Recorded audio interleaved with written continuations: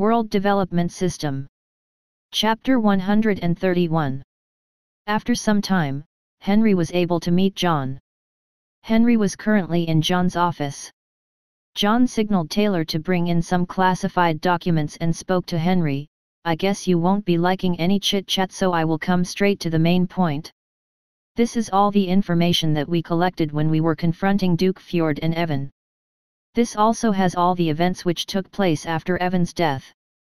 Henry looked at all the documents and understood what was going on from the start to the end. He also understood and came to the conclusion that it really was Prince Hector's conspiracy so that Duke Fjord could become a punching bag for them. John asked him as he was reading the documents, "Do you still want to say anything? I can say you with confidence that all the information provided to you here is correct and won't have any discrepancies." Henry shook his head and gave his opinion. "No, I believe you. I have a request. I would like to meet your knight Jake. I hope you don't mind, but I would also like to get the body of my wife or to know about the whereabouts to give her a proper funeral for her sacrifice to save Lucius. I would also like to know about the whereabouts of Lucius if you have any." John nodded as Taylor narrated the events. Taylor then reported, "Well, we have the body your wife. During the commotion we had 3 spies at Laguna City who were able to recover the body of your wife. They knew that you were in coma and were traveling with us, so as a form of goodwill they recovered her body in the commotion. As we were short of people, we were unable to save her. However, they were still able to help your son get out of the city. As your kid was unwilling to trust our men, he ran away while they were traveling to the other city. I guess he feared them looking out for the money he took before leaving the city. Currently, we only know that he left for the north when he escaped.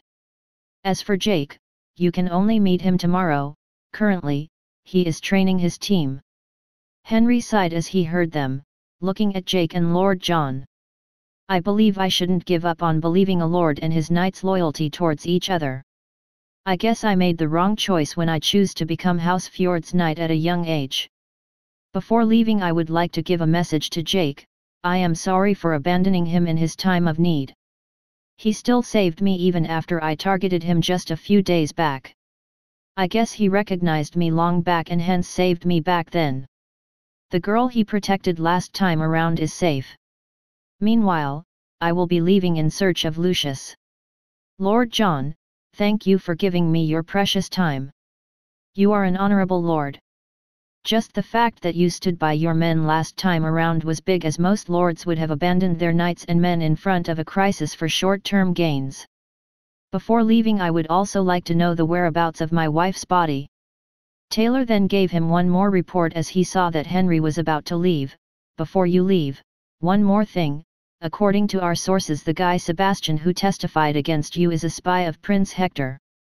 They wanted to make sure that their plan was a success, however you fell into the river and hence decided to frame you in. Grim, Evan's older brother, also helped Darius, hoping he can gain most of the knight's loyalty and backing. While Ralph is still mysterious and keeps most of his plans under wraps. There is one more rumor going around that one of the brothers, Grim or Ralph, helped Prince Hector in assassinating Evan. Well, we are not sure about this though. As for your wife's body, you can find it at Eastern Port City's dock." Henry nodded and thanked him. "Thank you for your information, Butler Taylor. I will be leaving now for the Eastern Port City." John then gave him his offer before leaving. "Why don't you join us? If you don't want to be my knight, that won't be a problem, as I have seen your actions and understand that you are someone that I can trust. We can also help you find your boy, Lucius. I can also give you an appropriate position in our navy and a chance to fight Duke Fjord's men. We will most likely have a war with them. What do you say?" Henry saluted and thanked John as he left after saying, "I appreciate your good thoughts and offer very much, but it will only prove that I was a traitor if I join you now, and I would still like to find my son first before coming to any conclusion."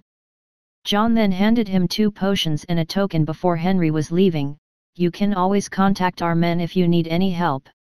Meanwhile, take these 2 potions with you, as they will be helpful in your future endeavors.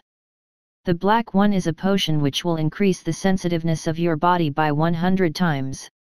So it is helpful in torture, and the other blue one is one of the all-healing potions that I created. This will help you in case you are injured in any way. This token will help you get your wife's body in contact with our men for future purposes. Henry left after taking both the potions and the token. Taylor sighed and spoke after Henry left, I guess it will take some time.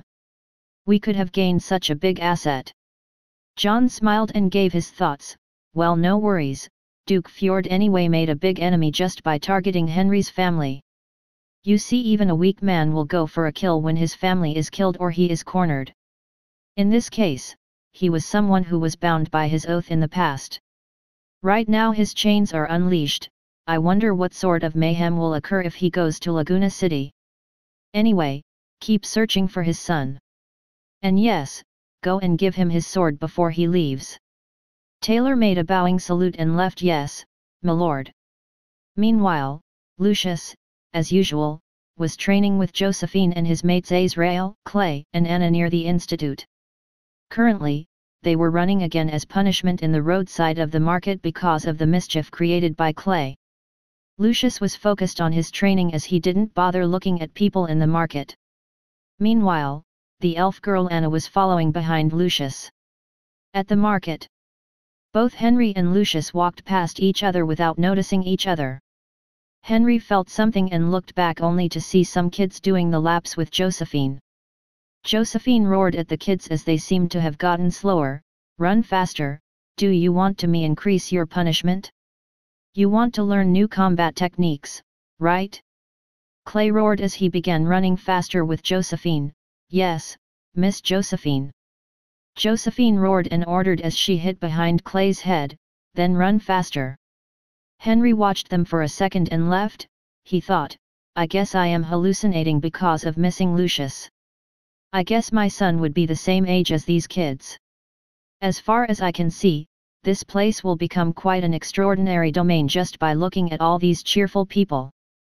He saw Clay and sighed, as he left the town with his belongings, which included his sword. Lucius meanwhile felt something after Henry left. Anna saw that Lucius waited for a second on the road, so she asked him, "What happened, Lucius? Why aren't you running? Are you tired? Should I call Miss Josephine?" Lucius looked back for a second, then again started running as he heard Anna, "I guess I just got distracted because of Clay's idiotic behavior." Anna nodded as she followed Lucius. "That's true, he always drags us into trouble. We should focus more on the institute instead of his shenanigans. It will always get you trouble." Clay heard them as he spoke. "Don't lie, you guys too wanted to go and watch that new drama at the theater. And Anna, don't lie, you are joining us voluntarily nowadays. I didn't even have to drag you this time around like previously. Don't try to create a bad influence on Lucius." Azrael laughed as he heard Clay, while Josephine furrowed her brows as she heard him. Josephine knocked Clay's head and said, "Continue running if you have so much energy to talk. It is quite ironic when you talk about creating bad influence." Meanwhile, in one of the administrative headquarters, one of the men named Sparrow in charge of the background checks of people saw a report of Lucius as he saw that he was one of the students of Josephine and gave it to his superior, who was checking other backgrounds of people, and asked his opinion. The head named Billy sighed as Sparrow approached him. "Nowadays, because of the previous assassination attempt on Lord John, the workload has increased so much. Gosh, I can't handle so much work. I need more men." "Well, what is it? Is there any problem?" Mayor Sam, Jake, and Taylor had created a department for checking the background of people who are near important officials after the last assassination, and hence the frequent routine checks of everyone. Sparrow asked Billy, who was busy with paperwork, "Sir, the guy seems suspicious. I think we need a thorough check on him." Billy furrowed his brows as he glanced at the document as his work just increased. "He is just a child, aren't we overthinking?" Sparrow reminded him, "Sir, you didn't forget the last assassination attempt, right? Lord Taylor would be angry if we slack when it comes to all the important officials. He has increased our funding, so I guess our shortage of men would be filled as well in some time." The head sighed as he decided to look at the sketch first. Well, you are right. This boy seems familiar. Hey, what is the name of this boy? Sparrow checked and spoke, It's Lucius, sir. He is one of the disciples of Miss Josephine. Billy then looked at the sketch and all the documents carefully as he confirmed his suspicions. OMG, aren't our men, Taylor's men, already looking for this boy for such a long time? Ha ha ha, you really did a great job this time around, Sparrow. Wait here for a while. I will report it to Lord Taylor in no time. Chapter 132. Taylor read the report he received from Billy as he looked at the documents and confirmed that this boy really was Henry Kidd, Lucius.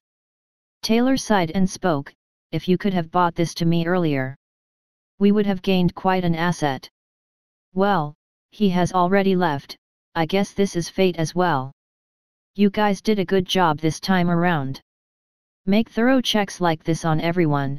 I don't want a repeat of last humiliation when those guys brazenly tried to assassinate Lord. I heard that you guys were short on men, they will be arranged immediately in a week. You can go now, you guys will be rewarded appropriately for your hard work. Billy enthusiastically thanked him as he left. Thank you, my lord. Billy murmured as he left for his office, I guess I need to reward Sparrow this time around. John sighed and commented as he saw Taylor's report, It seems this boy is staying at our institute. Well, if you can contact Henry then report him about the news.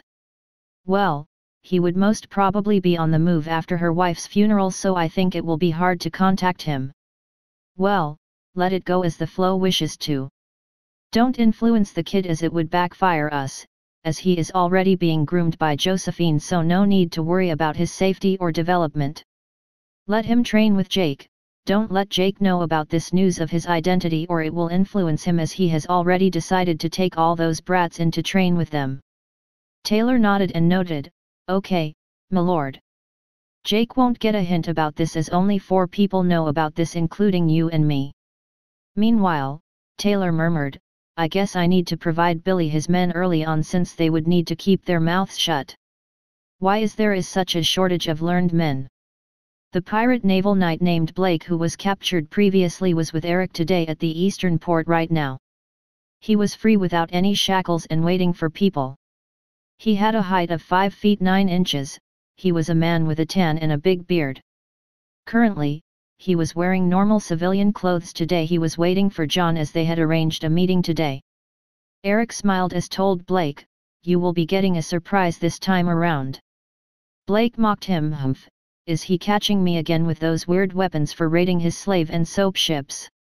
Eric looked as if he was disgusted with Blake and spoke in a frustrating manner, Stop the bullshit, you have already joined Count John's navy, heck I wonder why you were even made the admiral when you nag so much. You are an admiral and still whining. Blake too angrily spoke, You think I care about this position? I too was forced into it. I would rather raid ships in the sea with my men and my ships. Well, the thing is I too misjudged Count John previously based on the rumors. I guess I changed my opinion after hearing about the fate of Francis and looking at his city, which didn't feel like it had any slaves. Now I am convinced that he has a better plan to remove slavery at least. So I guess my goals match with this position and I made the deal. And there is one more thing, I can take my revenge by joining Lord John. Eric irritatingly spoke, Then you should stop nagging when you are an admiral and know the truth about Lord. Blake mocked Eric as he heard him, Yeah, an admiral without a fleet and going to bars with his mates every day, right? Eric irritatingly explained to him for the nth time, Well, it is to solve the problem of the fleet that Lord has decided to personally come here today and hence the meeting. John came from behind both of them with Ross as they were fighting on the street, Both of you should stop fighting and get along. Both Eric and Blake roared at the same time towards John, who said we are fighting? He is the one who is fighting. Both of them started again fighting as soon as they blamed each other. John sighed and spoke seriously, Okay, let's get to serious talk for now. I am here to address the shortage of ships, arms, and our future planning today. Marquis Ray's ships will arrive today. There is a total of 12 ships, I hope this is enough for your men. I have also asked the shipyards to do remodifications on all the ships. You guys will be surprised after using it. So it will be better from now on. Blake mocked him as he heard Joan, I don't want those second-hand cheap ships. I would rather prefer my old ships rather than using them. Humph. And what about remodifications? Do you think beautifying it would increase its efficiency? Just because you made those bally stay can't mean you can even improve those ships after random modifications. I know that you are smart, but these ships are under development of various lords and even the royal family for a lot of years, and it is very hard to improve their efficiency. John smiled and spoke, well, your ships are a wreck. If you still want them, then you can go and take a dip in the Eastern Sea and look for sharks. Eric too added, ha ha ha, that's true, your ships are a wreck, go and cry a river over it. This lord was one who did you over when you tried to raid us after that much planning. Humph, I would have rather jumped on the ships designed by Count John himself rather than nagging endlessly. You don't even know how lucky you are, so stop your nagging. Blake humphed and mocked him as he heard about his 2 ships that were wrecked. Ha, that's why you will always remain a pleb. As for you downing my ships, you would have been toast if not of those ballistas. Eric laughed and spoke, then you should stop nagging, as you will also get more ballistas fitted onto your ships, and that too in far higher numbers. And this time you would have 12 ships under your command, unlike the 2 old ships from the ancient past. Blake nodded and spoke, well, those ballistae are good and all, but my men will also be in danger from now on, as I heard that Duke Fjord has declared a war against you guys. He has also increased the funding of his navy, and recently he is seen in a lot more social events as he is rallying lords to wage a war against us. So the thing is, I will practically be short of men and ships. Wars can't be fought without men. Additionally, we don't have a harbor, so strategically they can choke us anytime they want. Blake pointed out at this port as he continued, just look at this port, when will we occupy this port? I don't feel safe for my men without a port city that connects to our domain or a base in the sea. What are those weapons for? For show? Can't you use them to invade the Northlands? There is a good place for harbor over there where only wild dangerous beasts roam, and they can be solved with these new ballistas. Eric was quite surprised as he heard Blake, you traveled to the Northlands? As for the port city, I too understand your concerns. In emergencies, we would be cut off from our domain, and that is also one of the reasons that Baron is able to extort us. Well, anyway, first tell me about Northlands. Blake gravely spoke about his experience. Yeah, I traveled there once when I was escaping the naval fleet of Duke Fjord and the Royal Navy. I mean, I traveled there once as I was a bit adventurous and jolly. However, as soon as we reached there, it was quite dangerous with many unknown beasts. Even I had a hard time defeating them while we were short of men. So I guess it is hard surviving there. Blake spoke gravely and continued, we only survived thanks to an island which was near it, and it was less dangerous. However, it was quite dangerous at night, so I guess it was a bit of both. But with these weapons, those beasts will be toast in front of us. We can use that island as a loading base in case of emergencies. However, I will still need men to create a full fleet. So you must be ready with all the preparations. What do you say? If you can give me permission, then we make a good enough plan. This plan could be quite good and useful for us in times of need. Chapter 133. John smiled as he heard his plan and nodded, okay, I like your guts. We can start exploring the Northlands, as I can give you more upgraded arms. As long as you can clear that area up and set up a base, then I can reward you and your men real good, whether it is gold or land. As for women, you guys can only seduce them yourself or go to the brothels. I understand that your worries are not unfounded when you say that we can get choked, as we experienced recently when that Prince Hector increased the tariffs on our goods, and I too have been waiting for a long time to make my move. This plan of yours is feasible, and we would not get choked by our enemies when nobody knows of our plans of taking the northern wastelands from the root of the sea. So it's decided, we will start transforming the Northlands and also make that island as our base in case we want to catch our enemies unprepared and deceiving them the whole time. We will also expand our lands from north of the eastern port with that island catching everyone unprepared. Blake excitedly spoke as he saw that John agreed with his plans. Now this would be really exciting. Catching Fjord and everyone else unaware would feel real good and satisfying. The looks on their faces when they are caught unprepared would be quite amusing to watch. I wonder when we can launch a justified attack against them when they think they have the whole game in their hands. John made sure to remind them, remember, this will be a very secret project. I will send my most trusted men so that we can make an early base for the foundation of both the new towns. A lot of support will be there to construct that base. I will also send slaves who are really motivated. They will be freed as soon as this project is a success. They will get the lands there for their loyalty and chance to join the army or navy, so don't make that face, Blake. They won't be slaves for long. You guys will expand the land from the north and go down towards North Frontier City's northern border, escaping the eyes of other borders. It will be better this way and people won't even get a hint on our plans early on. It will be Ross who will accompany you with all the new men. You understand, Ross? Ross nodded and gave his assurance, yes, my lord. I will make sure to choose the right men for this project. I will make this project a success, as I understand that our survival and strategic options lie on this project. John smiled, then took out a telescope and showed it to Blake. Look at this tool and tell me, what do you think of our chances with this in our hand?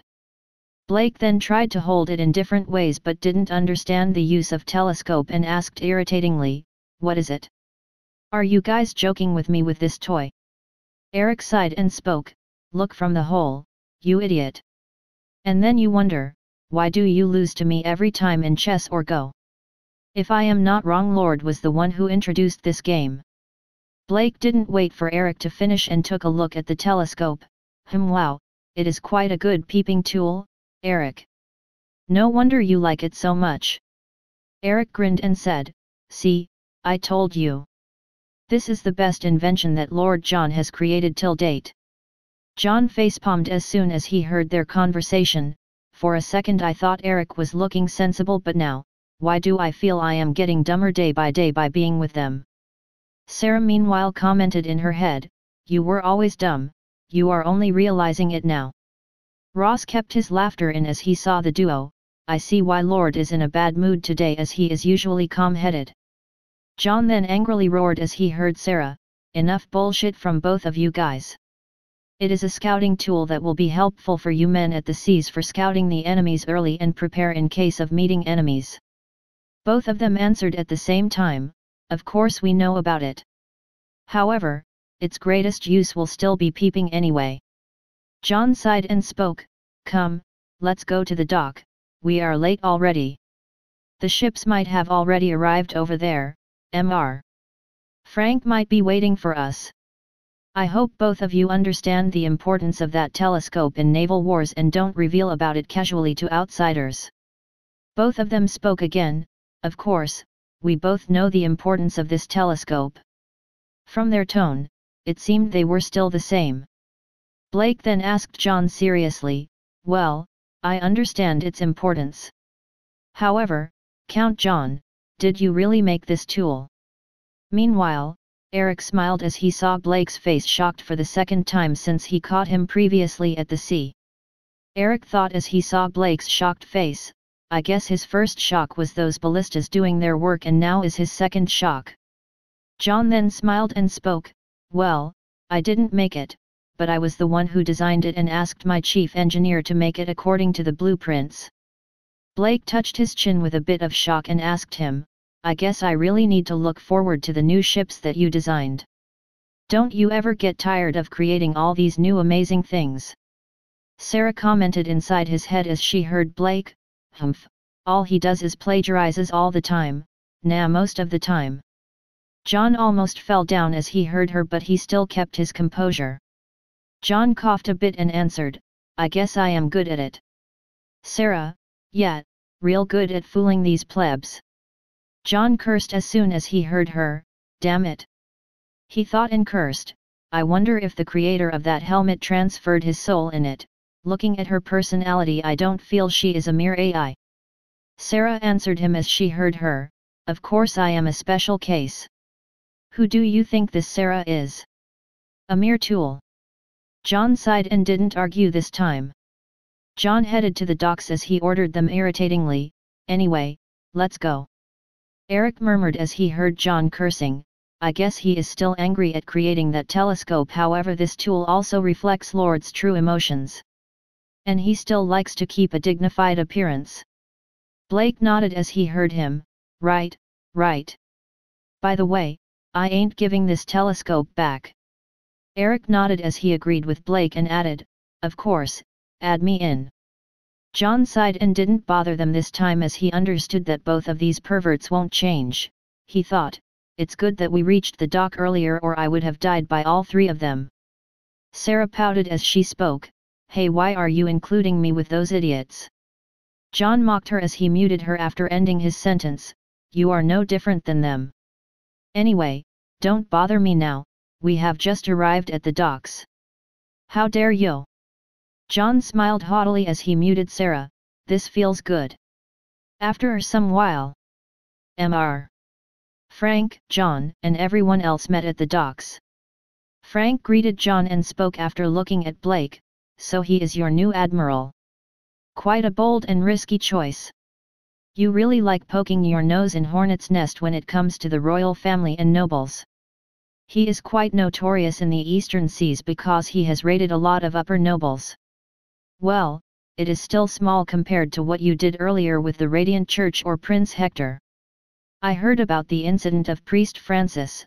Are you really prepared for a war that you are making enemies left and right?" Blake commented as he heard him, "It's none of your business whom Lord John chooses to be his admiral.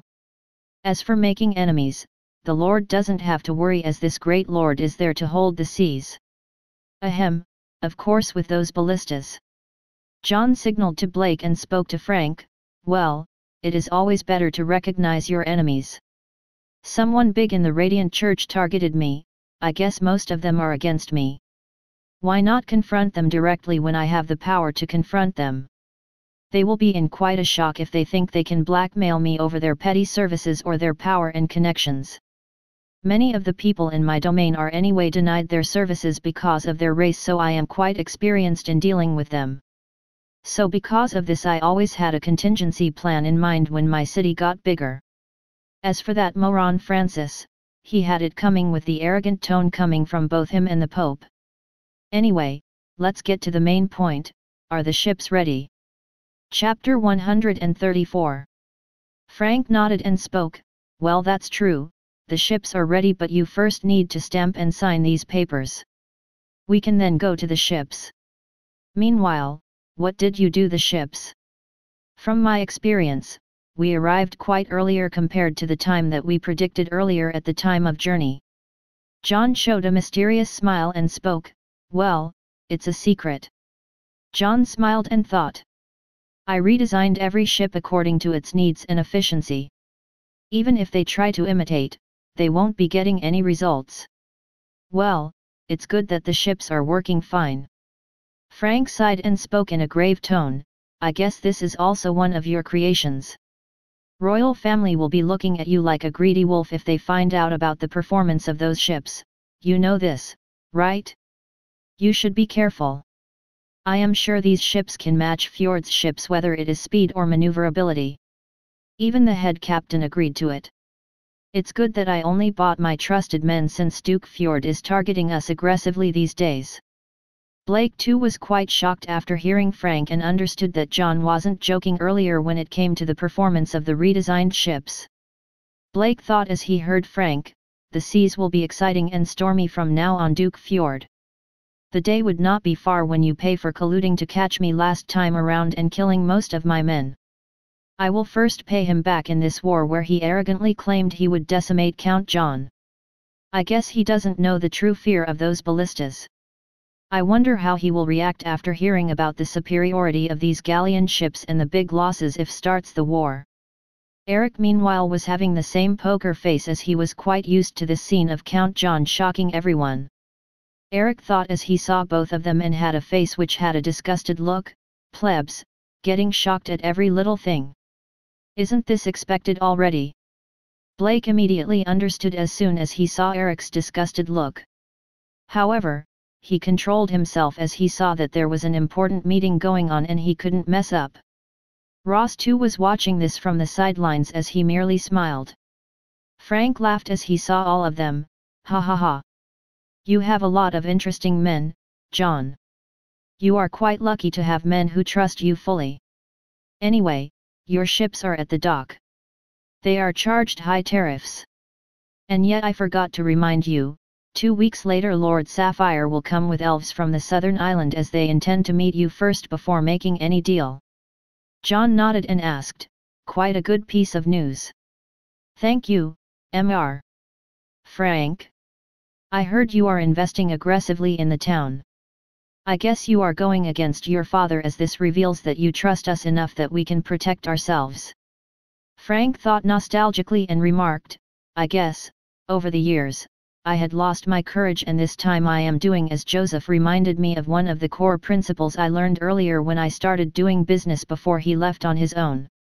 Well, this time I am quite sure you guys will be able to protect yourselves after watching those ballistas and with the fact that you guys easily gave it to the royal family. I guess my instincts are good when it comes to judging some situations minutely. And this time I am investing my private funds so the family funds won't be jeopardized. So no one can blame me. Frank smiled mysteriously as he spoke the last sentence. John smiled and understood well. Let's go to the dock then. Well, we'll talk on it later on. Frank nodded, true, I too am getting late. Let's go. As soon as they arrived at the dock Frank bid them farewell after John signed the papers. John smiled mysteriously and asked Blake, so what do you say now? Do you believe in these ships after hearing it directly from Frank? And looking directly at these ships. Blake nodded and agreed, I guess, I will have to. It can't be a coincidence that you were able to invent so many things. Sarah remarked inside his head, humph, just plagiarizing. John coughed a bit and spoke of his plans to all of them. From now on we will increase the volume of trade with Sapphire Duchy and other domains. You will be in charge of defending important consignments with our new naval fleet. You can raid the pirates at will and this includes anyone who dares to rob us. So how do you like this sort of freedom without any sort of restrictions?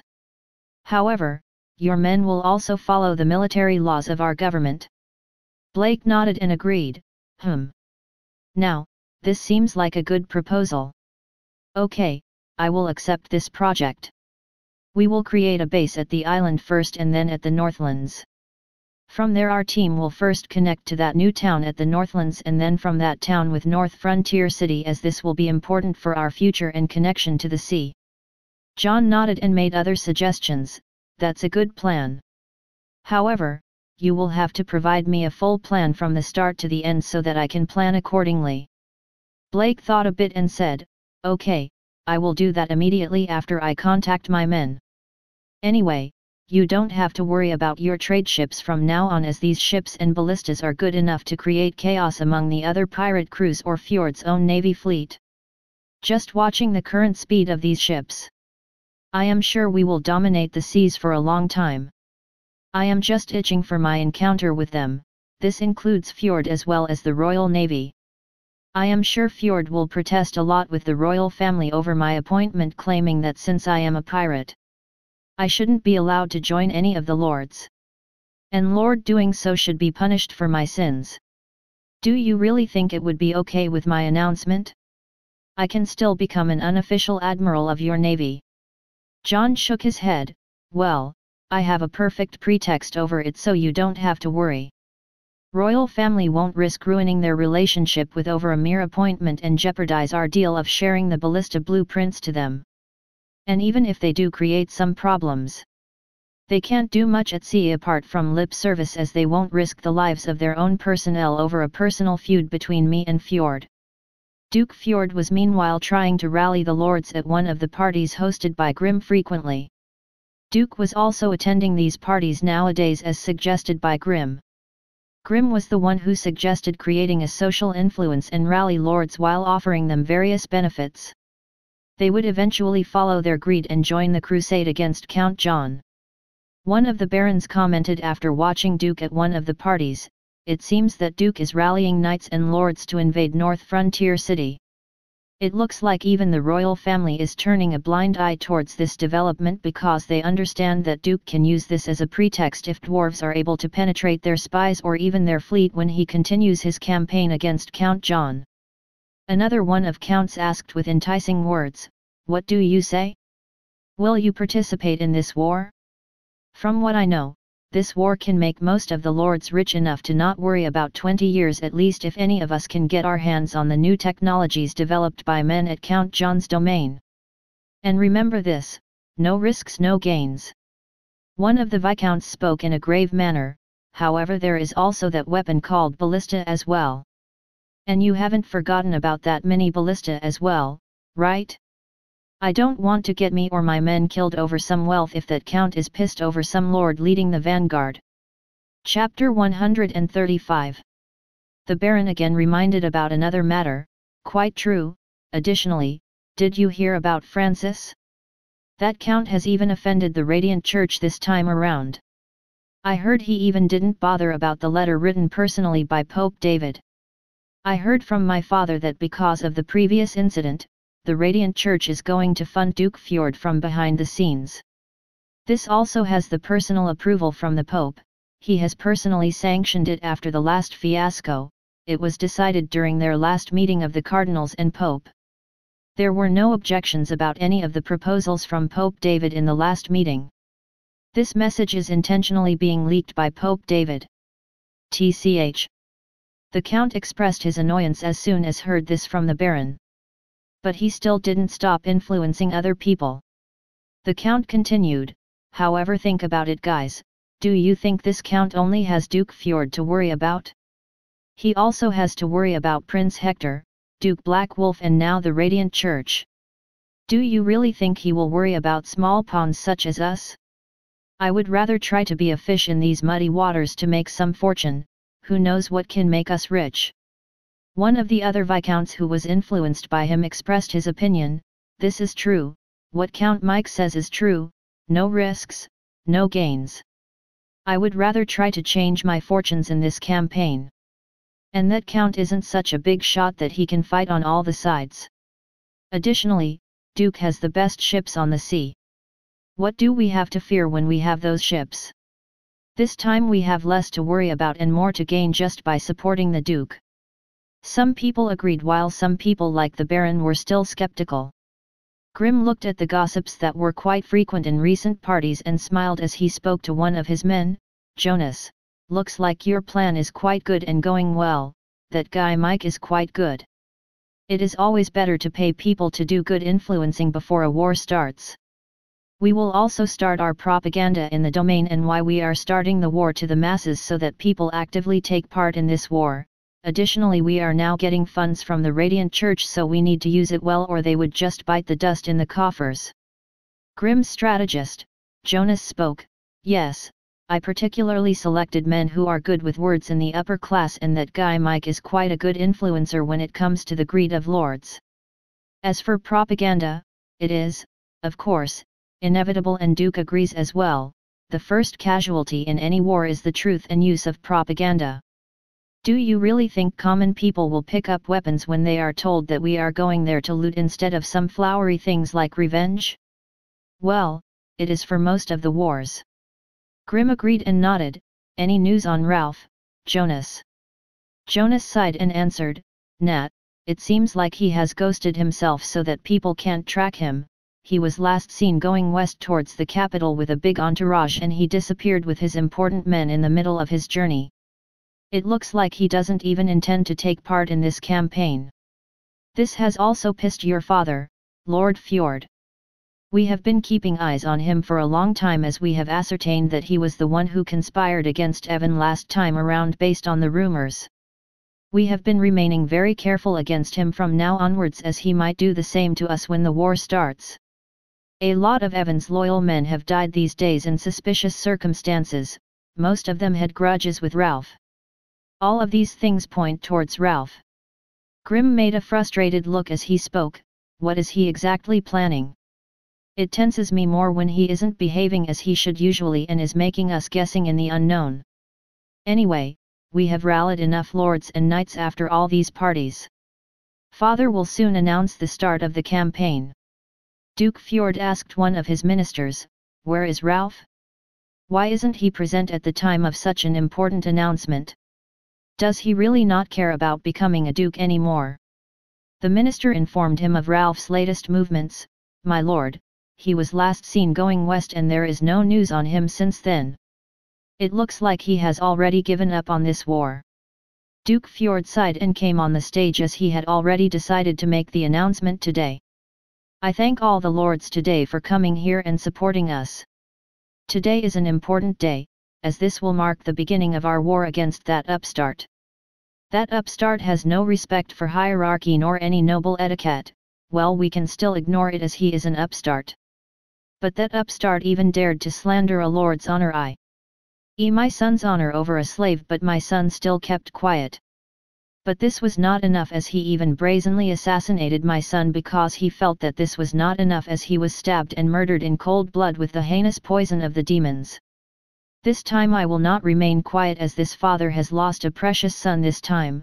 He had a lot to achieve, he did not deserve to die there but on a battlefield, and this time my son will be avenged until one of us survives. Previously I didn't announce this news as this would reduce the morale of our army and I had to resort to lies.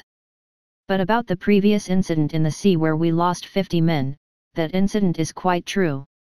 This was done by that count and his allies. He and his men had ambushed our men when we were doing regular patrols on the eastern waters. This time we will not be quiet. We will take our honor back and pay that upstart in kind. Men, revenge for Evan. Repeat after me, revenge for Evan." The crowd roared in cheers as they heard Fjord's soul-stirring speech. The crowd roared and repeated after Duke Fjord, "Revenge for Lord Evan. Revenge for Lord Evan. Hang that count. Hang that upstart." Grim smiled as he too joined the crowd that bayed for revenge. He asked Jonas, "Quite a good speech, did you write it, Jonas?" Jonas shook his head and pointed towards one direction. "Nah, it was that guy, Count Mike. All he asked was about the injustices we faced from that upstart, and here the speech was ready. All I did was deliver the letter to your father. Look at his proud face, you will understand it immediately." Count Mike was making a haughty and cheerful face as he joined the crowd. Grim spotted him and saw his face and immediately understood why Jonas said that. He thought and spoke, "Quite a useful man. I think he will be quite useful in future power struggles. Try to get him on our side as much as possible." Jonas smiled and spoke about his circumstances. "I have always been trying that from the start. So you don't have to worry. His only problem is greed, as he asks a lot when he sees an opportunity. That guy knows his value, however, he knows about his ability as well, as he is a weak man when it comes to combat or money. So he is trying to get money as he can't achieve the first." Grim smiled as he heard and spoke, "Well, greed is good. We can control him with that. I have decided, I will invest in him." Jonas nodded and spoke, "Okay, Lord, you don't have to worry about it since investing in him is no problem. Anyway, it seems Lord is returning and it seems that this speech has influenced a lot of people this time around. We can expect a bigger crowd when the war starts." Grim shook his head and spoke, "Well, don't expect much, we will only start targeting them actively in the seas from now on while keeping out a watch for Duke Sapphire if he makes any move. A lot of war preparations are already done, all is left is execution." Jonas laid out one of his hypotheses. "I think after we start, it will be a chain reaction and others will start targeting them as well. We can expect a much bigger war this time. I wonder, how the royal family will manage this time around." Grim had a cold look as he looked at all the nobles present here. This is war, so anything can happen. All we can do is act on it or wait for it to end. I guess Ralph fled with the same thinking. Humph, pussy, always dreaming of getting big things without any effort. In the end, he will realize the hard way that only his strength would matter even after all those conspiracies in that crazy head of his. Anyway, let's go. Jonas nodded and left with him. Chapter 136. Blake was training his and Ross's men in the new fleet after completing the latest consignment to the south. Ross gave him a report that was addressed to him. Blake read the report, smiled and commented, "It seems there will be stormy days ahead. Of course, it is only applicable to our enemies. I was anyway getting bored with raiding all those petty pirates these days." Ross reminded him, "That can wait for later, we will first travel north and occupy that island first. It will be our base in case of emergencies. We still have a few days, from what I know from Jake, it will take Duke Fjord's men 10 days at least as they will most likely be preparing for war. It would be better to have a base there first." Blake laughed as he remembered, "Ha ha ha, yes, I almost forgot about the island in dreams of smacking the face of that arrogant Duke with these new weapons. I guess we will toast those monsters over there first and then the ass of our enemies." Ross nodded and gave him a letter, "Get ready immediately. We have immediate orders from Lord John, so we don't have time to slack. We will go to that island first thing in the morning. I have already prepared all the supplies for our journey, your men are loading all the goods in the ships. Meanwhile, all the new and upgraded weapons have been installed on the ships as well. There are a lot of preventive measures taken this time around." The first thing Blake reacted to was, "Hey, are you the captain or am I the captain? And how come even my men are listening to you already in just a few days?" Blake's subordinate, Bran, the captain of one of the ships, answered, "Boss, he has bribed them with those new wines provided by Count John. He also gave some potion to them which will help them at night. I wonder where he gets all these crazy things." Blake cussed as he heard Bran, "Damn these traitors, already behaving as if they are soldiers of North Frontier Domain." One of the other captain named Judd cussed as he drank the moon wine, "Stop your nagging, we know you have a barrel full of that new wine you bought last time secretly with Ross." Blake cursed as he heard from Judd, "Damn it, I can't even trust this new boy." Bran hesitated and spoke as he heard Blake, "Boss, it was actually me who told them about your barrel." Blake rolled his eyes as he heard him, he sighed and asked Ross, "Well, give me that letter." Blake read the letter and gave serious orders this time around, "Okay, you bastards, this time we will be hunting some exotic species up in the north. Last time when we were chased by the Duke and Royal Dogs, I mean last time when we were adventuring up north, we lost a lot of men and barely survived, so this is time for payback to those assholes. This time we will be toasting them with our new weapons and having them for dinner. We will also create a base for Lord John this time over there so that we can have a backup base in case of emergencies. We will have a lot of travel this time around. Meanwhile, our war with Duke Fjord is near, so I hope every one of you gives your 110% this time around. We only have 10 days before Duke Fjord launches his attacks in the seas. Are you guys ready for some action?" Judd spoke in drunken manners as he heard him, "I don't know, well I am going anyway as I would like to roast those monsters. Especially that 3-colored bird. That ass of a bird almost made me into dinner last time around." Blake facepalmed as he thought, once again one of these assholes ruined this lord's awesome speech. Bran commented as he heard, "Boss, though the speech wasn't awesome but I will always be supporting you." One of the new boys named Swan from Ross's team roared as soon as he heard Blake, "Yes, boss, I am ready." He was a bit confused as he saw that no one was reacting. Judd laughed and spoke, "I guess you are new boy. You will learn with time." Blake almost had tears in his eyes as he heard Swan. Blake sighed and spoke in a grave tone as he left without saying anything, "Anyway, all of you, be ready by tomorrow. We will depart at dawn tomorrow. So be prepared for the journey, I don't want any problems later on." This time all of his men roared when they heard him, "Yes, boss." Judd and Bran then started giving orders after Blake left, "Come, we have a lot to do before our departure." Swan was a bit confused after watching this scene. Bran smiled as he watched Swan. Judd smiled and explained to the kid, "You see, we don't like his arrogant speeches, so we always keep his speeches under control. You will understand with time. Anyway, back to work, kid." The journey towards the Northland Seas. Ross smiled as he breathed the sea air for the first time. Blake asked him as he saw Ross on board enjoying the view, "So this is the first for you, eh?" Ross nodded and expressed his thoughts, "It is quite beautiful. I bet it would be exciting adventuring in the seas." Blake reminded him as he thought nostalgically, "Don't fall for its beauty or you will someday be swallowed by it if you are immersed in it way too much. This sea is filled with immense wealth and dangers." Blake then asked Judd, "Judd, are all the preparations for the sea monsters done?" Judd answered, "Already done, let those monsters come, all they will eat is shit or those ballistas. Here, already one of those hydras are coming for our ships. The northern seas are quite dangerous compared to eastern seas." Blake smiled and answered, "Well, it is still better than those monsters on the islands. These are still manageable most of those times. You are only itching to use those ballistas." Judd grinned and spoke, "Aren't you excited as well, boss?" Ross shook his head and broke Judd's happiness, "Nah, he already tried them. But I guess he too is interested in using them live in the seas." Blake nodded and gave permission, "I guess it's a bit of both.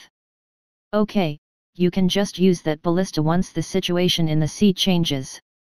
Let that kid Swan have a shot from that weapon." Judd smiled and didn't agree as he thought, "I guess he wants to groom this kid early on and let him have a feeling of using this weapon." Judd nodded and called Swan, "Kid, today is your lucky day, you will be the first guy to inaugurate this weapon on the main ship. Make sure to learn about its operations from Mark and use it when our scout spots a wild beast in the sea. You will shoot first and think later, don't get mesmerized by their beauty. They are very dangerous. The island we are going to is the same. Small animals are more dangerous over there as many of them are poisonous. And as those animals can survive in such a dangerous habitat, they would naturally be dangerous. I lost quite a few men over there. However, this time, it's our turn to rain terror to those beasts." Swan thought as he saw that Blake too nodded and gave him permission to shoot at the Hydra. He thought, "I guess I am quite lucky this time around to have Captain Blake as our admiral. I won't be wasting this opportunity given by boss. To become stronger I have to use all the opportunities that are available to me." Chapter 137. Swan nodded after hearing him, "I already know how to operate the ballista, that was the first thing I was taught by Mark first thing before leaving. So you don't need to worry about it, Judd. I would be careful with all the beast up here in the north." The scout reminded Swan as he saw that they were busy in their conversation, "Get ready, boy, you need to shoot that Hydra as it has already approached us. Make sure to aim it correctly and then shoot it without any hesitation." Suddenly out of one of the ships, a ballista was shot and soon later Swan too fired at the Hydra. Judd laughed and spoke watching everyone's face, "Ha ha ha ha, I never said, I won't shoot from the other ship." "Well, boy, you still marked the first shot from the main ship. Kid, you are quite lucky as most of the time Blake would monopolize the first shot of the main ships whether it is bows or magical equipments." Meanwhile, Swan's shot hit the Hydra in the eye while Judd's shot hit traveled in water at the wild blue whale shark in the water that was coming for one of the ships from a blind spot. Both the beasts were pierced through their bodies and died within a second. Watching this, Swan was quite shocked after watching that shark. It was the first for him to see such a big shark while at the same time he was quite shocked by Judd's keen observation and instincts in detecting that moving fortress. Judd commented and smoked his cigarette after his first shot of the ballista, "Damn, this feels so good, no hassle, easy kills. Get ready, Josh. Get one of the hooks and get those bodies, we will be having these beasts for some days." Judd then continued and explained to both Ross and Swan, "Usually we would have to mobilize a lot if this occurred previously in the northern seas. This time we were quite lucky as we had the ballistas and can have a worry-free ride to that island." Ross then asked Judd, so how many days would it take to reach there? Judd thought and spoke. Last time it took us 2 days to reach there because of all the problems we faced in the seas while fighting with Duke Fjord on a constant basis. This time with these ballistas deterring the sea beasts and looking at the speed of this ship, I think we will reach there within a day. As we were already up in north when we started this journey, it won't take long. The real problem will start after we enter that island. Ross smiled as thought about the guns he received just before leaving from John and Taylor. You guys won't have to worry about our safety on that island, this time we have quite a big surprise for everyone. Lord John gave us a very valuable parting gift as he was more cautious and urgently loaded them in our fleet. Additionally, this is a very important mission for us strategically. A base in the sea would be a very big addition and a safety net to us. Judd was a bit confused but then nodded. Of course, a base there would be a heaven for us. Most of the people won't even dare to follow us there in fear of making a lot of losses just from their numerous sea fights with monsters. Blake then commented as he saw Swan's shot, "Good work, kid, you didn't hesitate to shoot. This is a good sign as a shooter. I guess we will have Hydra's meat tonight thanks to you. There will be more of those to come. So don't slack already as we are only halfway there." Blake then said to Ross, "You won't have to worry about our journey to the Northlands, my men have it covered already. You will only be responsible for making the base with your men and securing it. I will make sure of the defenses by our men. However, we will need a lot of supplies to make a faster base."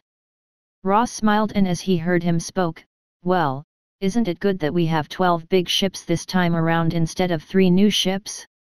Well, I also have to look in the island for better supplies. As for supplies you don't have to worry. We already have important supplies for the initial construction of the base and Ralph's subordinates have also traveled with us this time so there are not many worries as our base will be prepared much faster with the new mulberry cement. Well, you won't understand these terms most probably, so in short, we will be constructing our base at that island real fast because of our new agent. Meanwhile, this is a classified material. Additionally, we have most of the items required for making the base so I don't think there would be any problems. After this base gets stable then Tornwall will send a team from his main workshop with his disciple Tim to look after the military and strategic supplies of this island." Judd thought nostalgically about their previous journey asked Blake halfway into the travel, "This time the journey is quite relaxed, don't you think so Blake?" Blake nodded with a cold expression that reflected his anger in their previous conflict with Duke Fjord. "Yes, this time we aren't being chased and we have these new weapons so it is quite a relaxed journey. Do you know the legend of Sea Dragon in the northern seas long back? He had created terror long back. However, he never entered the eastern or southern seas because of climate and the deep oceans in the north. Many say he transformed into other species so as avoid hunt by other races. We were quite naive back then in the tensed situation when I thought of taking those bastards down by searching for the sea dragon up in north." Judd looked suspiciously at Blake, "Isn't this just a myth? Don't scare me early on, I still want to live. I am still single you know. As for the previous time, we all thought you were only joking to lighten up the mood and improve the lost moral of our men." Blake laughed after he heard Judd, "Ha ha ha, rest easy. Of course it is a myth, I was just joking. I am just wondering of a possibility if the myth is real." Judd looked suspiciously at Blake but didn't say anything. Swan, who was on one of the ballistas, asked, "What if we meet that dragon on our journey?" Judd gave a look to Swan as if he was disgusted by Swan's question. He thought, "Why do these assholes want to meet that sea dragon and bring me early to my coffin? I am still single you know. Previously this pervert of our captain and now this kid as well is thinking about those unknown beasts. Blake is making quite a bad influence on this kid." Suddenly one of the ships shook because of the powerful waves. The scout suddenly shouted as he looked through the telescope, "Enemies to the east, enemies to the east, I repeat enemies to the east, approximately 5 km away. They are holding the flags of the Dwarven Kingdom. In particular, it is the fleet of Prince Hog's men. It looks like they are patrolling the area. It looks like they are engaged in a big wild battle with a whole sea of sea serpents. Blake nodded as he looked through the telescope and gave orders in a cold tone, "Let's avoid them for now. It seems those dwarves have increased their range of patrols just recently. We will first focus on our mission for now. I want to build that base without any hassles. If they spot us, don't leave any one of them alive. Increase the speed of the whole fleet for now." Judd and Bran nodded without any disagreements. Brad immediately ordered his men, "Increase the speed of all the ships. If you spot any sea monsters, toast them, no need to avoid them, we will ram through them." The captain of the dwarven ship named Bird ordered everyone in the fleet, "We are going back, no need to patrol this god-forsaken place in the north where all these predators roam everywhere. I wonder why the prince wants to scout these lands over here where costs are high while results are none. Give orders to all the ships. We are going back, we have anyway lost a lot of men. It is always better to bribe Fjord and infiltrate them when there is internal turmoil going on. I guess this is because of that new weapon which is creating waves in all the kingdom. We are going back." Bird's subordinate obliged and saluted, "Yes, Captain." Looking at the movements of enemy ships, Boris remarked. "The scout," Boris sighed with relief and remarked as he saw the dwarven fleet leaving the area, "It looks like they are leaving for eastern waters to avoid any mishaps." Blake sighed and spoke as he heard the scout, "Ha, good, I was worried about nothing." Boris shook his head as he heard Blake and told about the new developments as he looked through the telescope, "Too early, Captain. A good bunch of those sea serpents are traveling in our direction. They will reach us in about half an hour. It looks like they are quite angry this time because of their confrontation with the dwarves. They seem quite dangerous. It is good that we have such a good scouting tool. Count John is quite a genius for making such a tool." Blake nodded after hearing Boris, "It is always better to confront beasts rather than intelligent beings. Our most important priority is the secrecy of this mission. Men, get ready for a bloody battle with those sea serpents. You better kill them before they arrive near us.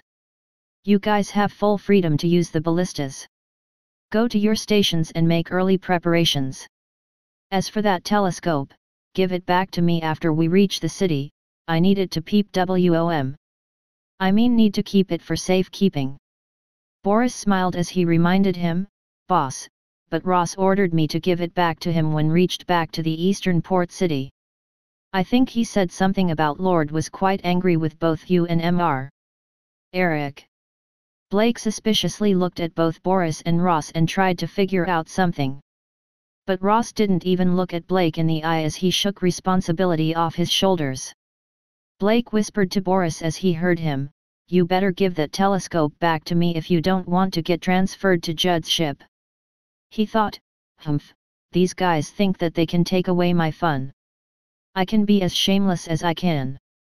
I am sure that Guy Eric is not even giving his telescope to anyone and protecting it thoroughly while enjoying the beautiful scenery with that telescope." Chapter 138. As soon as the Sea of Sea Serpents arrived, they were welcomed with a big barrage of magically powered ballistas this time. There were huge blasts as soon as the projectiles connected with these lizards. Their meat was splattered everywhere, while the whole area was full of blood and gore. Swan was quite shocked after watching this sort of confrontation and how the sea serpents aggressively attacked the ships for the first time in his life. All the ships were organized and followed Blake's orders without any hesitation. Mark, one of the shooters, said to Swan as he saw his shocked face, "Be focused, kid. It would have been more bloodier if we didn't have these ballistas with us, and this is also the reason why you were allowed to join us. The seas are beautiful, but it is also filled with dangers. You must always remember this." The sea serpent leader was quite alarmed watching this situation and changed their directions as soon as they met a foe which they can't face, resist, or end in mutual destruction. Judd nodded as he guided his men, "Good, this is to all the men present here, new and old. It is always better to use full force against sea beasts, or else they will devour you the moment they see a chance. Never show any mercy in these seas or lands. I want every one of you to keep this in mind. All of them roared as soon as they heard Judd.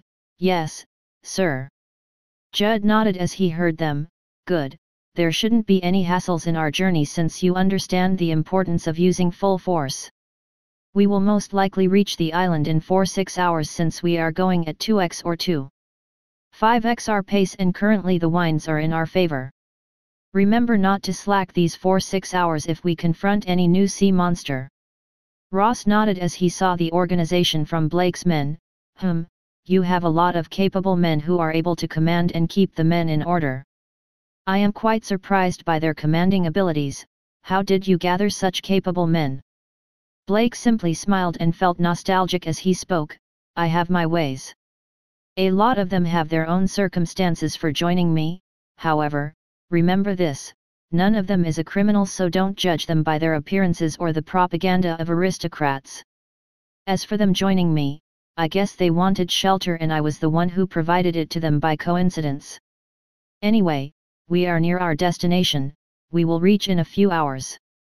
Get your men ready for real confrontations when we land on that island because you don't know the real horrors of that island. Ross remarked as he looked at the gun on his belt. It's okay, I am quite prepared this time around. Lord gave us a new weapon just in case we face something unpredictable like you mentioned this time around. Ross nodded and thought, well, those guns will come in handy if the situation is shaky or a bit dangerous. So there shouldn't be any worries here or on that island. Judd soon spoke as he saw the familiar island which was full of life. Apart from those sea serpents, we quite lucky to not face any dangers this time around reaching this island. Bran still reminded them, well, if it was in the past then we would have already lost a lot of our men and attracted other predators because of blood when we faced those sea serpents. They were only meek this time around because of the incredible force they faced because of the presence of Ballystay. Blake nodded as he didn't add anything.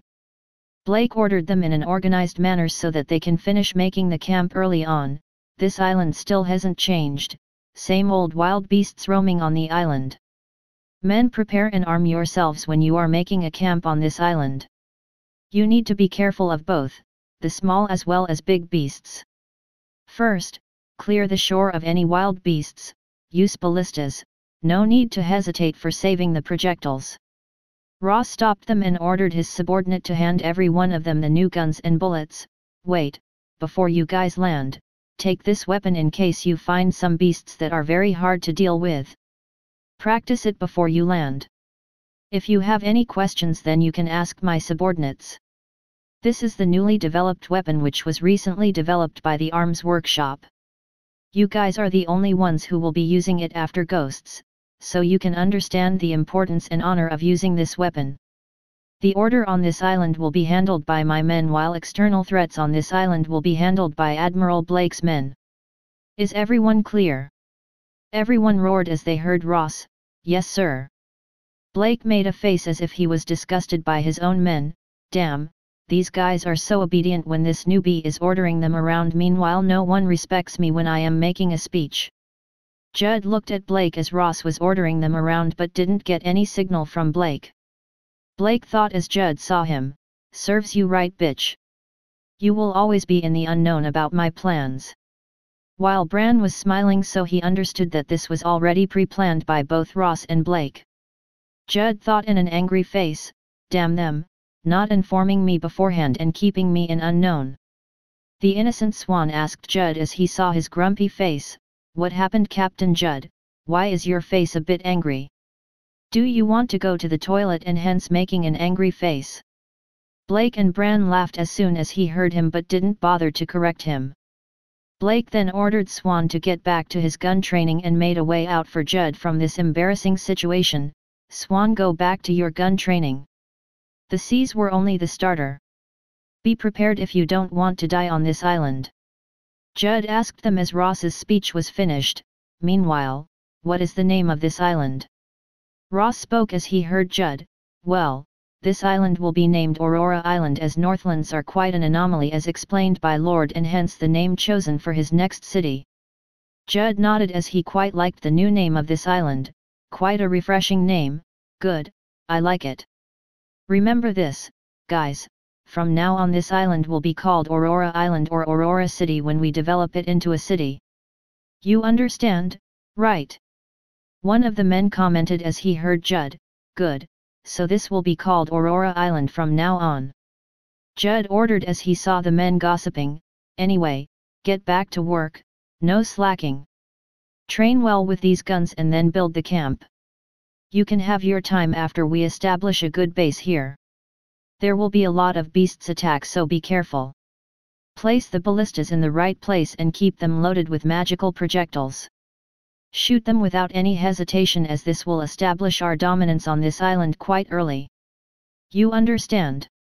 Everyone agreed to him as they heard Judd's speech. Yes, sir. The men knew that Judd had been here the last time and know a lot about this island, and hence they took his words seriously. Judd sighed and continued as he watched the beautiful island and thought nostalgically while addressing his men, this island hasn't changed a bit. Beautiful but dangerous, we were quite unlucky the last time. The same old mountain in the center of this island and rivers flowing from north to west and south to east. It's good we have landed in the northwestern area of the island this time. We can very well hide from the eastern patrols of the Dwarven Kingdom. Well, we didn't explore the island fully, this time it will be different. We won't be prey but predators this time around.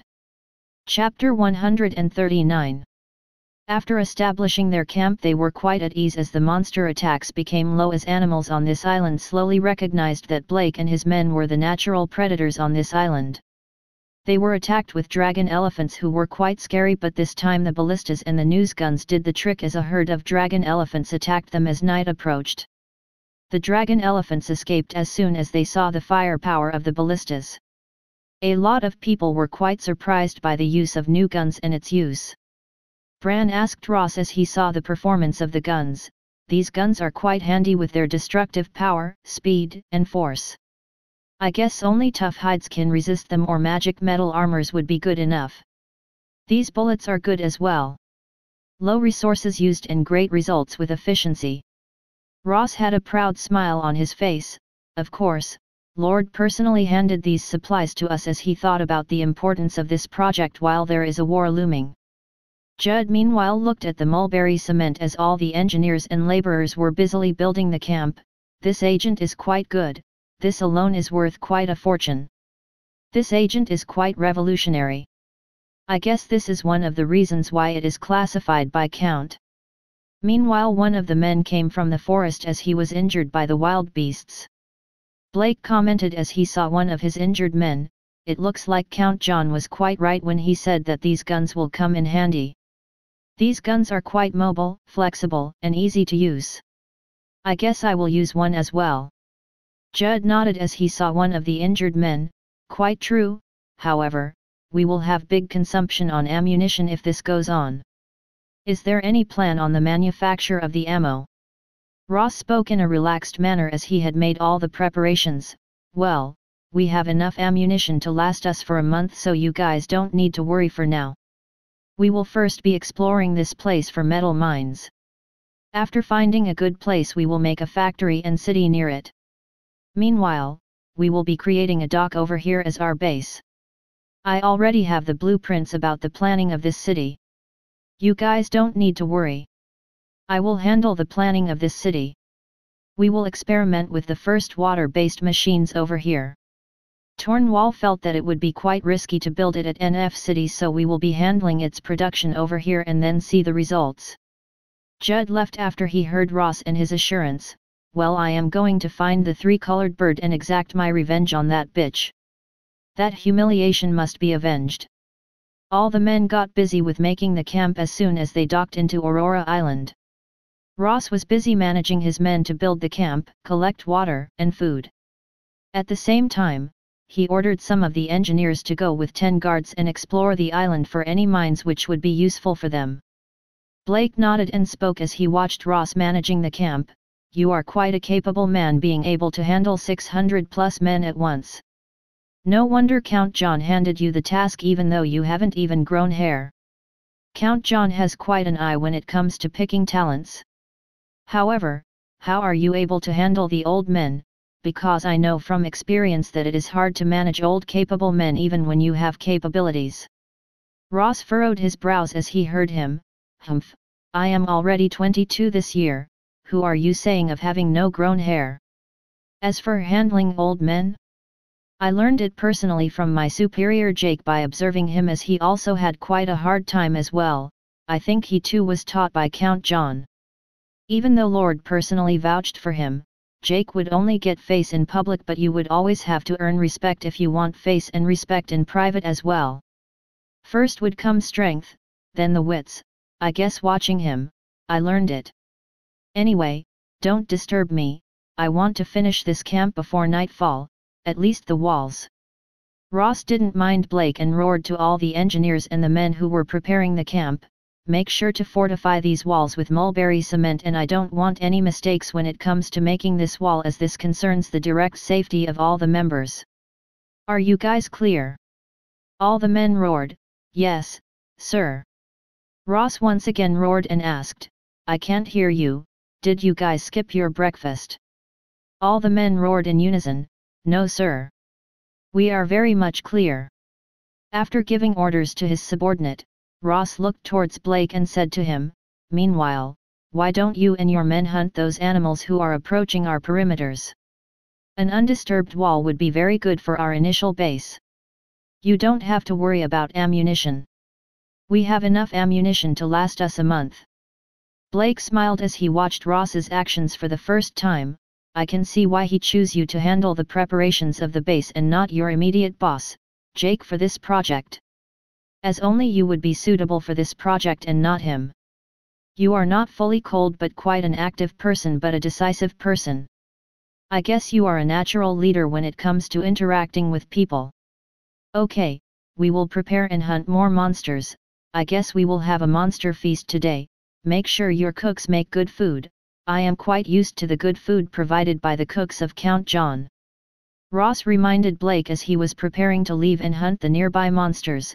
By the way, make sure to make a team of 3-5 people at least if your men are wandering through these forests, as this would be a more cautious way to explore this island. Blake smiled and said as he heard him, you are quite a cautious and protective man. Ross nodded, well, I value my men's lives and hence the cautiousness. I guess it comes from my boss. Value your men and they will value you.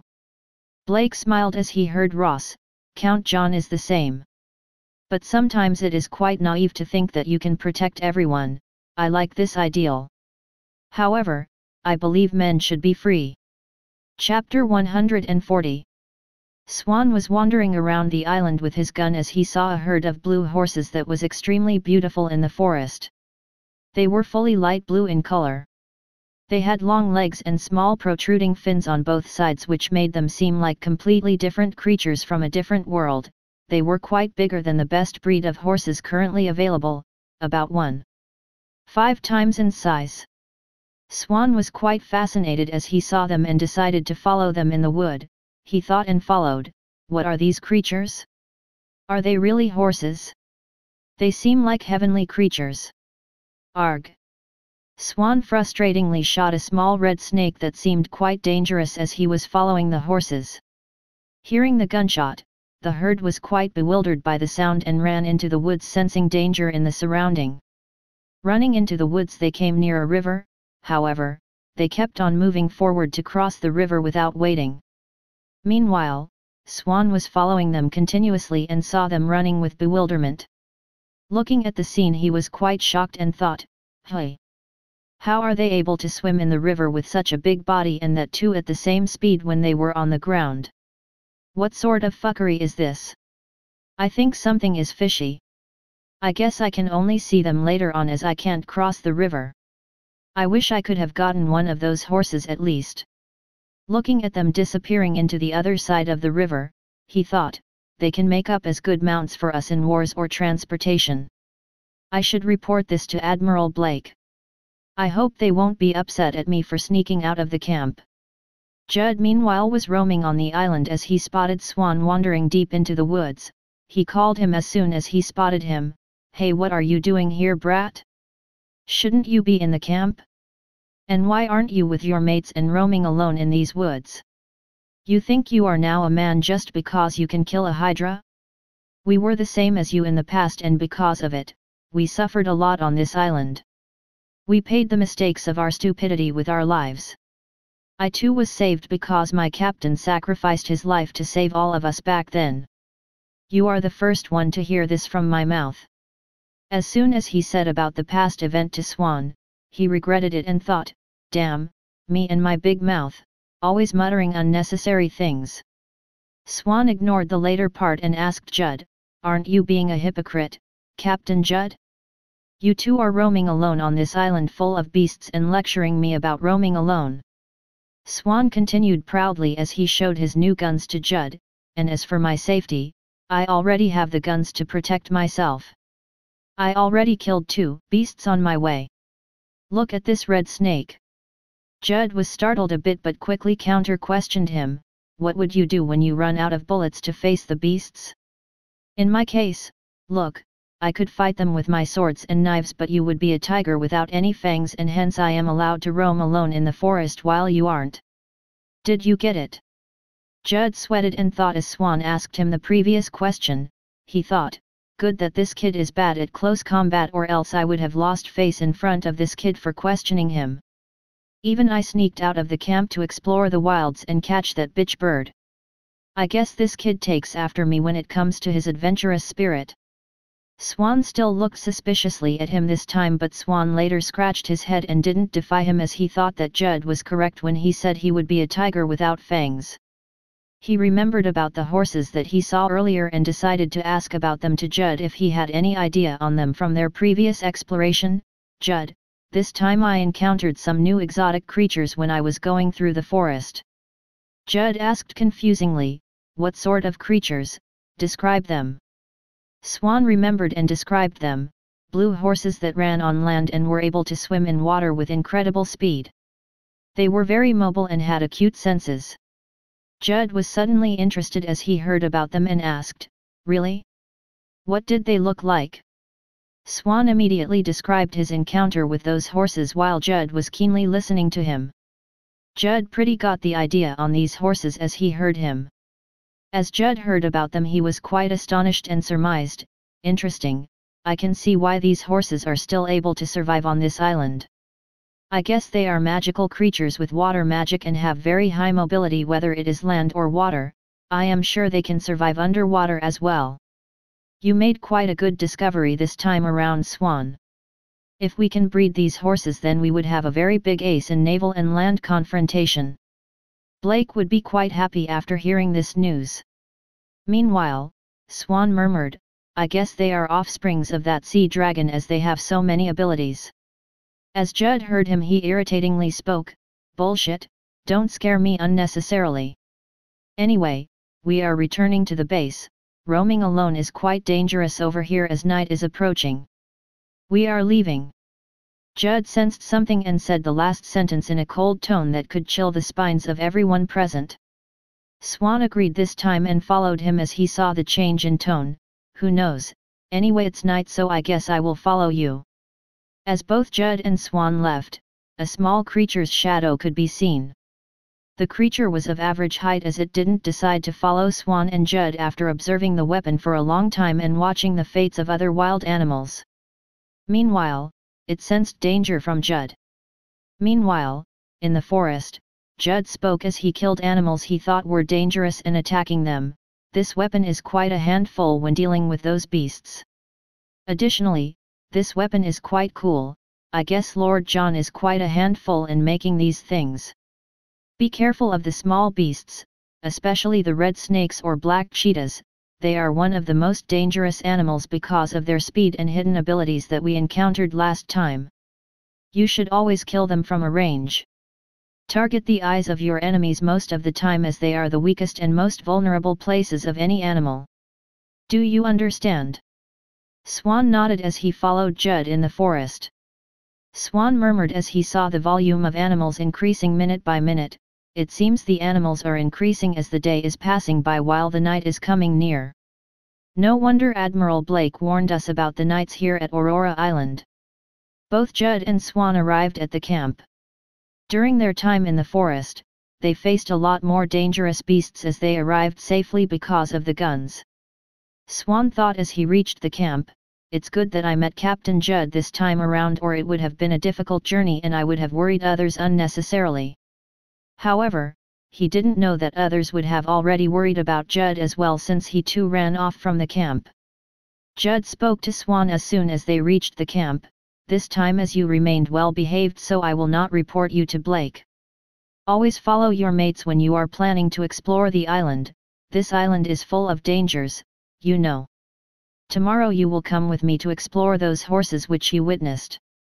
Swan looked suspiciously at him when he heard him. He thought, "Why is he becoming so generous to me suddenly?